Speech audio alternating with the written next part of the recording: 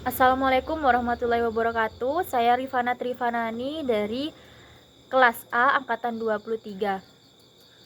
Di sini saya akan menjelaskan bagaimana cara penggunaan SPSS untuk analisis data asupan kalori, asupan kalsium, dan asupan protein terhadap tinggi badan.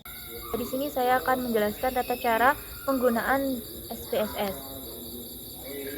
Untuk yang pertama yaitu kita salin data yang ada di Excel, kemudian kita tempel di aplikasi SPS-nya di data view, kemudian pencet variabel view dan untuk namanya itu diganti sesuai dengan variabel yang sudah kita tentukan.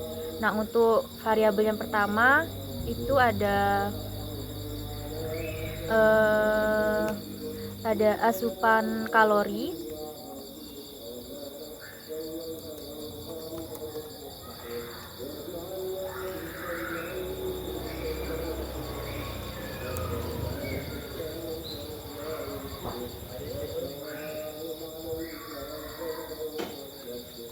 Nah, untuk variabel yang kedua yaitu asupan kalsium.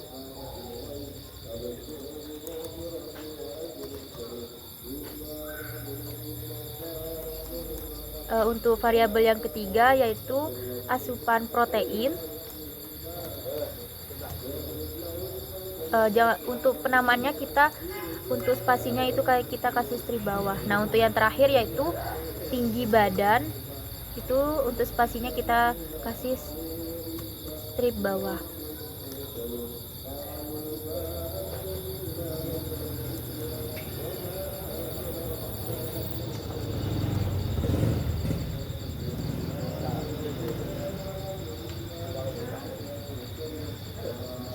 Nah, untuk selanjutnya yaitu di desimal, angka 2-nya kita ganti ke angka 0 semua.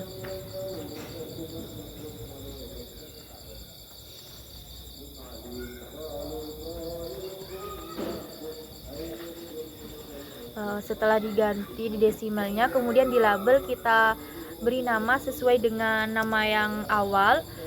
Namun kita untuk spasinya tidak perlu kasih garis bawah, cukup spasi biasa. Yang pertama yaitu ada asupan kalori, yang kedua yaitu variabel asupan kalsium, yang ketiga yaitu asupan protein, dan yang terakhir yaitu tinggi badan.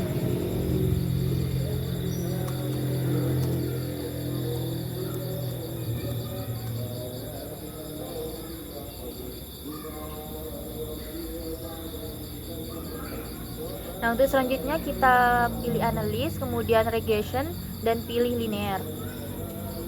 Nah, setelah muncul kayak ini, kita pindahkan yang variabel dependen dan independen. Untuk variabel dependen sendiri di sini ada tinggi badan, untuk variabel independen ada asupan kalori dan juga asupan kalsium dan asupan protein. Setelah itu kita pencet OK. Nah, setelah itu udah muncul ada 4 tabel. Nah, kemudian tabel ini kita pindahkan ke Word. Selanjutnya yaitu interpretasi dari analisis asupan kalori harian, asupan kalsium harian, asupan protein harian terhadap tinggi badan. Nah, yang pertama yaitu hasil dari tabel variabel interest tersebut menjelaskan variabel-variabel apa saja yang merupakan variabel independen dan apa yang menjadi variabel dependen. Terlihat bahwa yang menjadi variabel independen adalah asupan protein, asupan kalsium, dan asupan kalori. Sedangkan yang menjadi variabel dependen adalah variabel tinggi badan. Selanjutnya yaitu tabel model summary, yaitu berdasarkan tabel hasil perhitungan di atas terlihat bahwa nilai R square-nya adalah sebesar 0,203 atau 20,3%. Artinya bahwa variabel independen asupan kalori, asupan kalsium, asupan protein mampu menjelaskan variabel dependen yaitu tinggi badan sebesar 20,3%. Sedangkan sisanya yaitu 79,7% dijelaskan oleh variabel lain di luar model. Nilai koefisien determinasi sebesar 20,3% menunjukkan bahwa model regresi ini tidak layak. Dikatakan tidak layak karena nilai koefisien determinasi kurang 50%. Asumsinya adalah bahwa variabel-variabel yang dimasukkan dalam model telah mampu memberikan penjelasan kurang dari 50%. Selanjutnya yaitu tabel ANOVA. Tabel ANOVA di atas adalah tabel yang menunjukkan uji regresi secara simultan bagaimana pengaruh variabel asupan kalori, asupan kalsium, dan asupan protein secara bersama-sama mempengaruhi tinggi badan. Untuk keputusan pertama, bila nilai F hitung lebih besar dari F tabel, maka H1-nya diterima. Bila nilai F hitung lebih kecil dari F tabel, maka H0-nya diterima.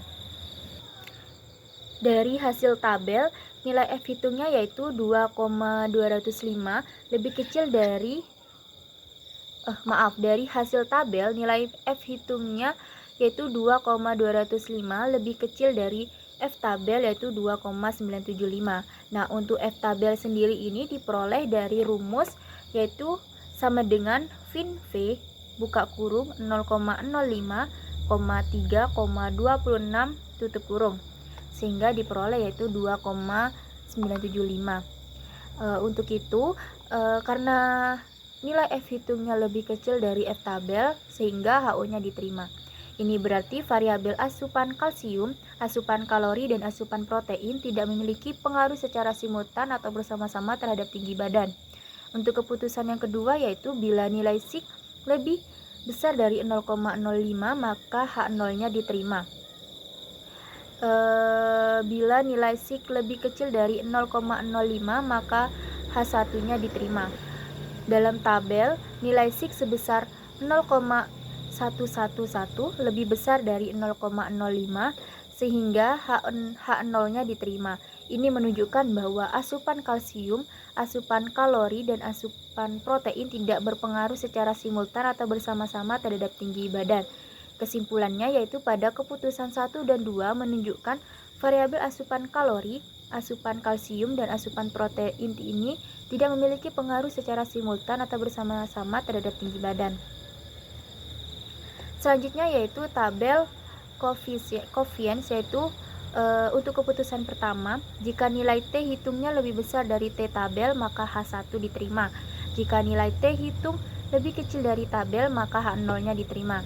Tabel koefisien di atas terlihat bahwa nilai T hitung untuk 1,392 lebih kecil dari T tabel yaitu 2,0484.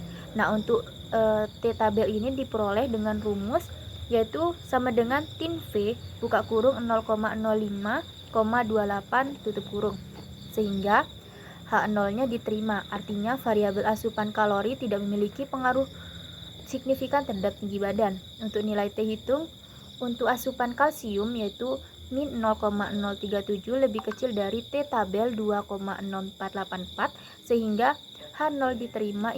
Hal ini menunjukkan asupan kalsium tidak memiliki pengaruh signifikan terhadap tinggi badan.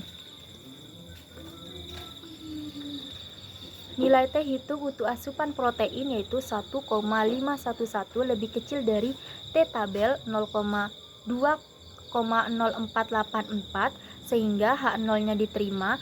Artinya variabel asupan protein tidak memiliki pengaruh signifikan terhadap tinggi badan.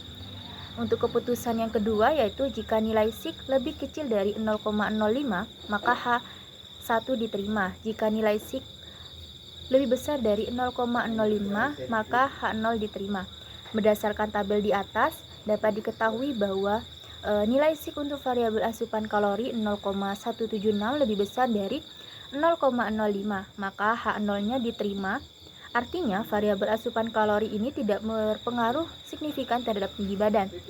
Nilai SIK untuk variabel asupan kalsium 0,970 lebih besar dari 0,05 maka H0 diterima. Artinya variabel asupan kalsium tidak berpengaruh signifikan terhadap tinggi badan.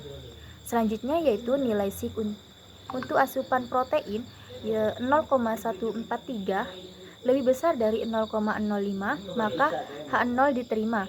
Artinya variabel asupan protein tidak berpengaruh signifikan terhadap tinggi badan. Kesimpulannya, pada keputusan 1 dan 2 menunjukkan variabel asupan kalori, asupan kalsium, asupan protein tidak berpengaruh signifikan terhadap tinggi badan. Mungkin hanya ini yang bisa saya sampaikan, kurang dan lebihnya saya mohon maaf.